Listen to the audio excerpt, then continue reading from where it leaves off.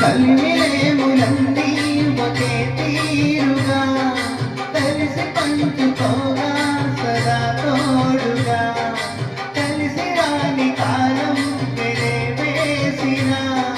విడిచిపోని బంధం తనై ఉండగా సహధర్మచారిణి హరిలేని వరమణి సత్యాన్ని కదలేని నాడు మూడుగా మిగలడా పురుషుడు అపురూపమైనదమ్మ జన్మ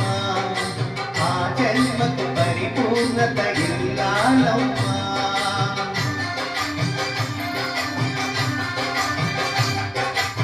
అపురూపమైన